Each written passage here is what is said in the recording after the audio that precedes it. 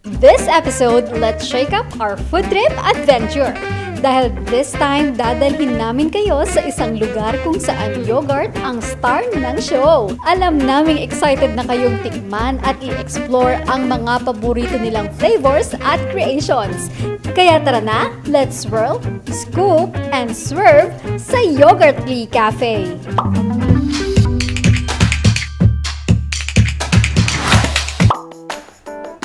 Welcome to Yogurtly Cafe! Located at Market de Isabel Building, National Road, Wakas, Orion, Bataan. Open sila from Monday to Saturday from 11 a.m. to 10 p.m. Aside sa mga bestseller nilang yogurt, mayroon din silang mga menu na tiyak mabubusog ka at mapapasabi ka pa ng i-Yogurtly na yan! Tikiman time! Let's dive right in! First on the list, ang kanilang Yogurtly Frozen Yogurt Overload. Creamy, tangy, at sweet. May toppings na crunchy o fruity. Next, Strawberry Banana Yogurt Shake. Sweet and dark, fresh vibes na no fake. Try mo rin ang Vanilla Pistachio Slushy. Nothing meets sweet. Sarap na mushy! Kung choco lover ka, ito'y heaven sent.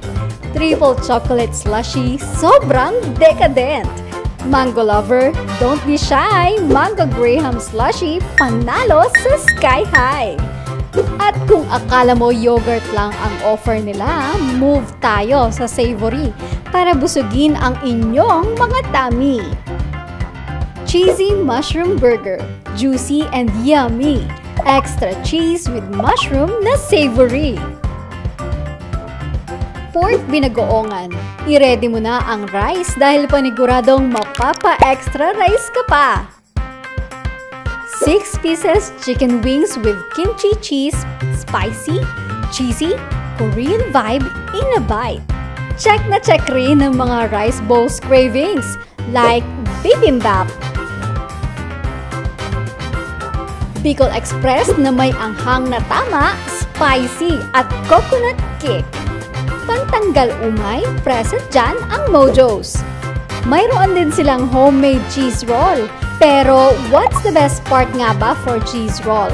Edi, chocolate dip na nagbe-blend ang tamis ng cheese at chocolate. Kaya naman, i-dip na yan!